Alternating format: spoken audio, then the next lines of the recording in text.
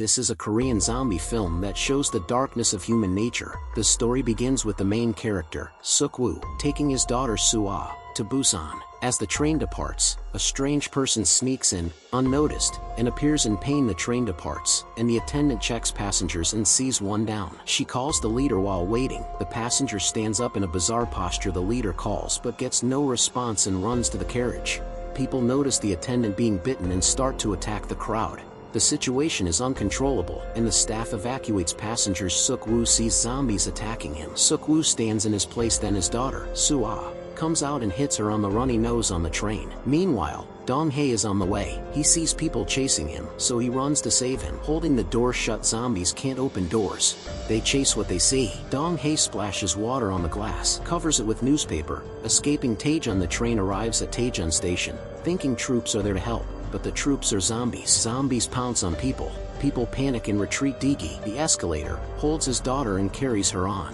Many have fallen to zombies. Suk-woo and his daughter, Soo-ah, are caught, but zombies emerge from the exits. Suk-woo shouts for Soo-ah to run. They were nearly zombie-proof. Fortunately, Dong-hae appeared, saving Soo-ah from zombies. Dong-saw helps Soo-ah. Suk-woo was attacked near the door. Dong-hae grabbed a book to fight zombies. It beggar threw clothing on a zombie, saving Suk-woo. Dong-hae wrote, stunned Suk-woo, urging him to run for Dong-hae. Zombies in pursuit on the other side. Just as Dong-saw was about to board the train, the glass covers the train shut, and a group of zombies fell from above. They happened to hit a man below, and among them, Ju-jae was just saved by Dong-saw, causing the two to be dead. Dong-saw found a carriage without zombies and was about to close the door. When a hand blocked it, it turned out to be the person who had just saved Suk-woo. Fortunately, Dong-saw opened the door, allowing them to board the train. In another carriage, an old man divided the train apart immediately for his own safety. At this moment, Dong-hae and Suk-woo saw this, realizing that Ju Youngrin is about to meet him, and quickly shouted for Suk-woo and everyone to run to the next carriage. The scene that two people traveling in the train was knocked down by zombies. At this moment, Suk-woo quickly pulled someone up and hurriedly ran. Suk-woo boarded the train first, then reached out to hold Dong-hae,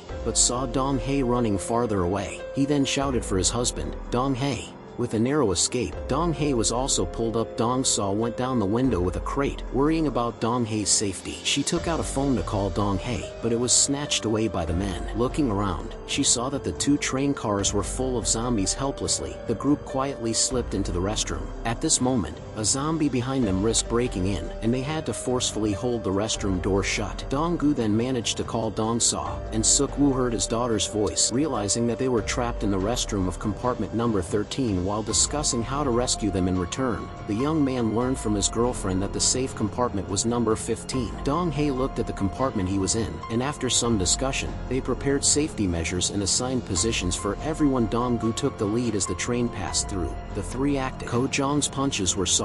Suk-woo used his shield to reach the next compartment. The young man hesitated with his back. Dong-gu left, taking down zombies. As they still moved, the train's final stretch flung into zombies. Suk-woo tapped luggage, diverting zombies. They realized zombies couldn't see at all. Suk-woo borrowed a phone and saved Dong-hae's number. Ready, the train entered the tunnel, and they began. They hid, threw phones, and dug the ground. Exhausted, they easily reached the restroom. Dong-hae was happy to see Dong-saw, and they reunited. As the train left the tunnel, they hide in the restroom. Suk-woo checked his phone for the tunnel's duration, planning to use it to pass the zombies and reach the safe compartment. The young man's girlfriend got a text saying people were coming, so she informed an older man disagreed, and the girl looked at others, hoping for support.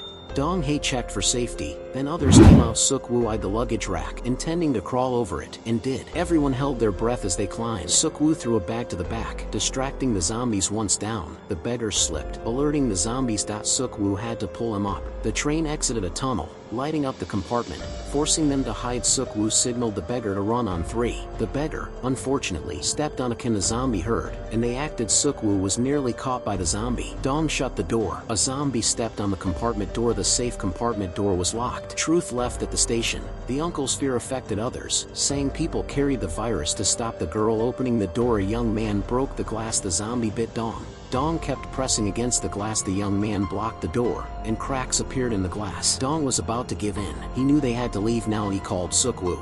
Suk-woo and Little Woo exerted their strength and finally pushed the door open. Suk-woo hurriedly pulled Shen and Sister Dong entered the carriage and turned around to try to grab the elderly person's hand again. The elderly person shook their head, knowing it was already too late, and watched helplessly as several people sacrificed themselves. Suk-woo, in anger, punched the uncle in the face. The uncle caused a scene, accusing Suk-woo and others of being infected. The people in the demanded they leave. Seeing this, Suk-woo acted and moved to the aisle. The people locked the door. As attention was on Suk-woo, the elderly person walked to the door, disgusted. The uncle realized, too late, and others felt nothing mattered. Suk-woo got a call. Busan was defended. The military set a line. The train braked. The road was blocked. The conductor announced a new train was needed. The uncle and attendant hide in the restroom from zombies. The uncle pushed the attendant out and ran. Suk-woo and others got off. They looked for a train. The conductor crashed in time. They had no time to walk and kept looking for a train. The uncle pushed his girlfriend towards the zombies. The young man reached for her, but it was too late. His girlfriend was about to be taken,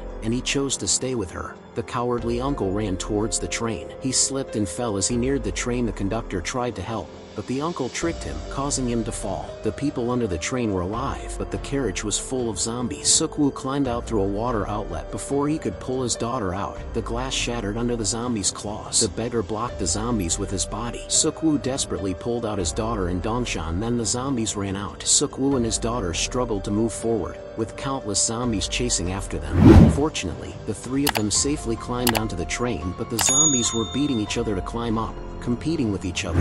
Under this weight, the train's speed was just enough for Suk-woo to overcome.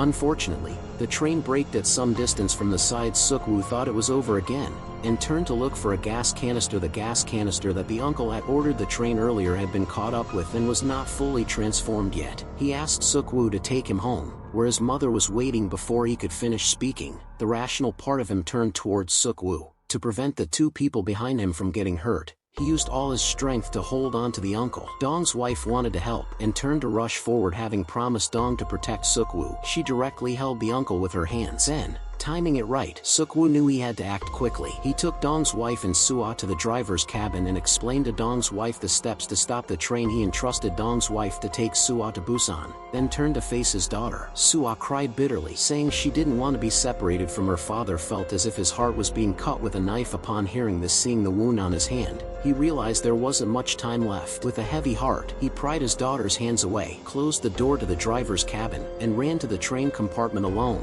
where he broke down in tears. At this moment, his consciousness was already blurred, and images of his daughter's birth flashed repeatedly in his mind. For the sake of his daughter's safety, he jumped off the train at the last moment before his transformation. If you enjoyed this recap, don't forget to like, share, and subscribe to Narrator Stories Recaps for more exciting movie breakdowns.